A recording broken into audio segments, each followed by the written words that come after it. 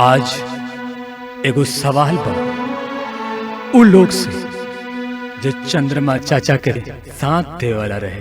का आज चाचा जी के आंसू पूछे वाला हमनी के बीच केहू नहीं खे?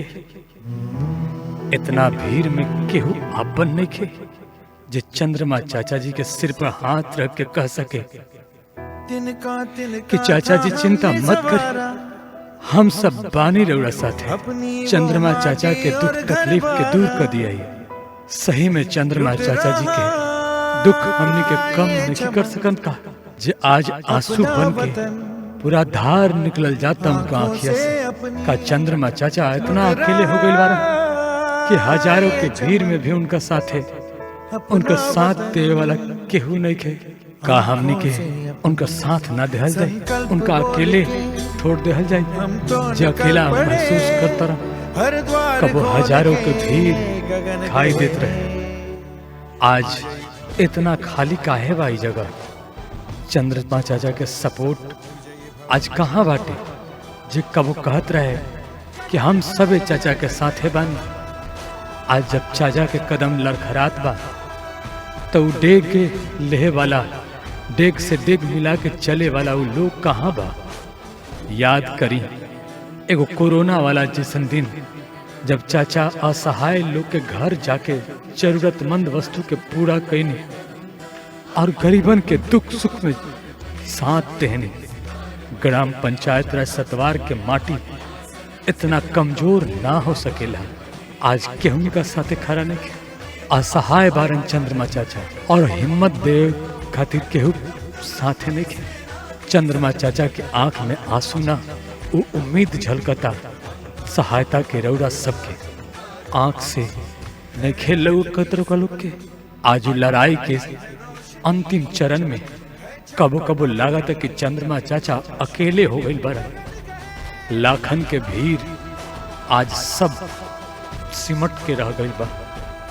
इतना लोग में केहू नहीं खे जो चाचा के मन दिल के बात जान सके, चाचा के कंधा पर खड़ा होके उनका मन के बात कह सके। वो लोग कहाँ बा जे एक मिनट में तैयार हो जात रहे भार उठावे खातिर? का इतना लोग में केहू नहीं खे चाचा के मरम समझे वाला? चाचा के आवाज चुप बा।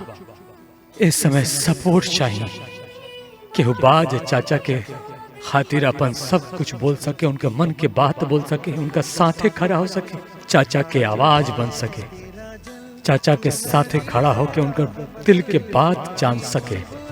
आज चाचा वो युवा लोग के राह ताक रहल भरन जे कबो चाचा के आंखी बन के रास्ता दिखावत रहे। का हमनी अब साथ नहीं सन? का हमनी अब वहां के साथ नहीं दे सका जे जरूरत के घड़ी में हमनी के साथे हमेशा खड़ा रहले? आज उनका जरूरत बा हमनी सबके। वो आदमी निराश होला तब सबसे पहले आपन आदमी के देखेला और आपन आदमी होला जे उनका साथे खड़ा हो जाए, उनकर दुख के आपन दुख समझे। जे इतना आदमी के रहते हुए चाचा अकेले खड़ा बानी, केकरा भरोसे बानी? वहां रौरा सबके भरोसे जे कबो कहत रहे चाचा हम ही लड़ाई में हमने के सभे लोग रौरा साथे बानी। आज उस शेर सच में मजबूर बटे, अकेले बटे, केहू बाज चाचा के साथ दे सके।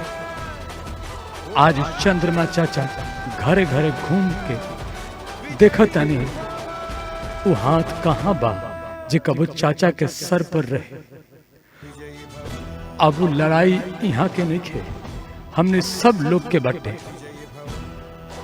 हमने सब कोई पूरा सतवार पंचायत के जनता खातिर चाचा के राजनीति ना, जनता के सेवा करे खातिर वहां के आयल बने।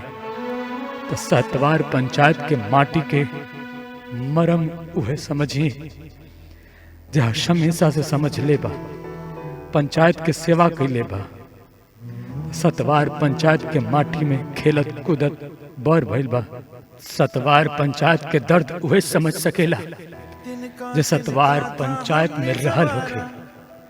तो आज चंद्रमा चाचा के साथे खड़ा होके के बाद क्षेत्र के विकास खातिर इनका साथ देवे के बाद तो आई हमने के सबे कोई याद करें चंद्रमा चाचा चुनाव हरला के तुरंत बाद आपन निजी कोष से 48,000 रुपया के लागत से सतवार में भव्य छठ घाट के निर्माण करने और 25 गो आम के पेड़ लगौने सतवार पंचायत के एगो ऐतिहासिक स्थल बाबा बहोरा बाबा के स्थान के जमीन में पर्यावरण के दूषित होके से बचावे खातिर 60 गो वृक्ष रोपण करनी पेड़ लगौनी। याद करें बिना सत्ता में रहला के बाद भी समाज में आयल तरह तरह के कठिनाई के दूर करनी, जैसे वर्षा के पानी से सड़क बुरी तरह से टूट गई रहे, अपना लागत से सड़क के मरम्मत करौनी।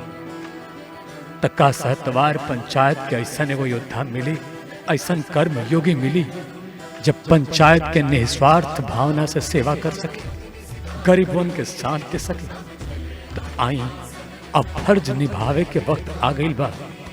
चंद्रमा चाचा के अकेले नहीं छोड़े के, उनका साथ देवे के बाद आपकी बार क्षेत्र के विकास खातिर अपन अमूल्य योगदान देवे के बाद आज चंद्रमा चाचा के कहे के बाद कि हमने सबे पूरा पंचायत के युवा जनता जनार्दन माई बहन सबे लोग रौरा संगे बानी सन, रौरा संगे बानी सन।